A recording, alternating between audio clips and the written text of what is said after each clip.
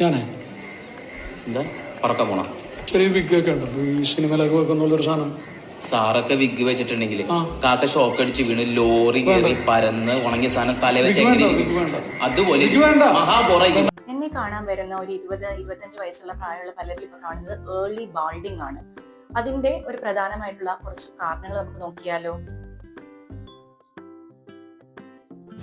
പ്രധാന വില്ലൻ എന്ന് പറയുന്നത് ജനറ്റിക്കലി തന്നെയാണ്. നമുക്ക് ഡൈഹൈഡ്രോ ടെസ്റ്റോസ്റ്റിറോൺ എന്ന് പറയുന്ന ഹോർമോൺ ജനറ്റിക്കലി ഡിറ്റർമൈൻഡ് ആണ്. അതിന്റെ ലെവലൊക്കെ കൂടുമ്പോഴാണ് മെയിൻ ആയിട്ട് നമുക്ക് ഈ ബാൾഡിംഗ്, ഏർലി സൈൻസ് ഓഫ് ബാൾഡിംഗ് കാണുന്നത്. പക്ഷേ ഒരു 25 വയസ്സിന് മുകളിലൊക്കെ നമുക്ക് ഇത് കാണുന്നതിൽ പ്രധാനമായിട്ട് നമ്മുടെ ലൈഫ് സ്റ്റൈലും കുറച്ച് ഹാബിറ്റ്സും ഒരു കാരണക്കാർ. ഒന്ന് നമ്മുടെ ഫുഡ് ഹാബിറ്റ്സ് ആണ് കേട്ടോ. നമ്മളെല്ലാം മലയാളികളുടെ ഏറ്റവും ഇഷ്ടപ്പെട്ട ഫുഡാണ് ബീഫും പൊറോട്ട.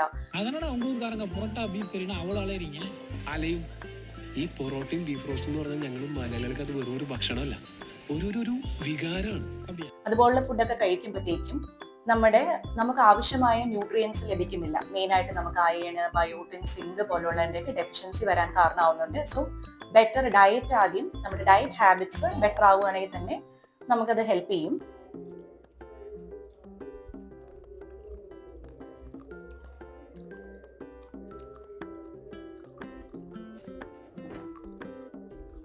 രണ്ടാമതായിട്ടുള്ള കാരണം എന്ന് പറയുന്നത് സ്മോക്കിംഗ് ആണ്. പലരിലും സ്മോക്കിംഗ് ഉള്ളത് കൊണ്ട് നമ്മുടെ ബ്ലഡ് സർക്കുലേഷൻ, നിക്കോട്ടിനൊക്കെ വാസോ കൺസ്ട്രിക്ഷൻ ഉണ്ടാക്കിയിട്ട് അങ്ങോട്ടുള്ള സ്കാൽപ്പിലേക്കുള്ള ബ്ലഡ് ഫ്ലോ വളരെ ലിമിറ്റഡ് ആയിരിക്കും. അത് കാരണം ഏർലി ഷെഡിങ് ഓഫ് ഹെയർ ഉണ്ടാവാൻ സാധ്യതയുണ്ട്.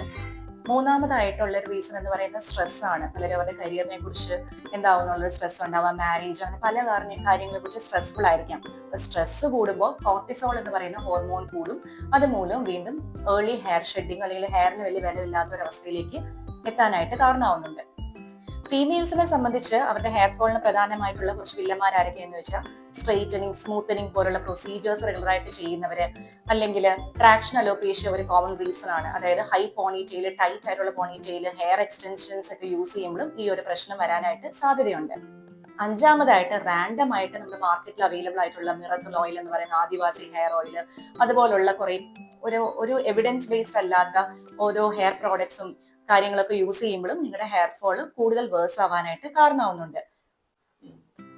ഇതിന്റെ ട്രീറ്റ്മെന്റ് ആയിട്ട് നിങ്ങളൊരു ഡെർമറ്റോളജിസ്റ്റിനെ കൺസൾട്ട് ചെയ്യുമ്പോൾ അവർ സേഫ് ആയിട്ടുള്ള ഓറൽ മെഡിക്കേഷൻസും ഒക്കെ നിങ്ങൾക്ക് ടോപ്പിക്കൽ മെഡിക്കേഷൻസും ഒക്കെ തരുന്നതാണ്. അപ്പൊ വിനോക്സിലൊന്നും ഓവർ ദ കൗണ്ടർ വെറുതെ നിങ്ങൾ മാർക്കറ്റിൽ അവൈലബിൾ ആയിട്ടുള്ളതും അങ്ങനെ യൂസ് ചെയ്യാനൊന്നും പാടില്ല. ഡെർമറ്റോളജിസ്റ്റ് നിർദ്ദേശപ്രകാരം അവർ പറയുന്നത് പോലെ വേണം യൂസ് ചെയ്യാനായിട്ട്. അപ്പൊ നിങ്ങൾ ലൈഫ് സ്റ്റൈലില് ഉറക്കം, സ്ട്രെസ് ഒക്കെ കുറച്ച് കഴിഞ്ഞാൽ ഏർലി ബാൾഡിങ് നമുക്ക് കുറച്ച് ലേറ്റ് ആക്കാനായിട്ട് സാധിക്കും കേട്ടോ.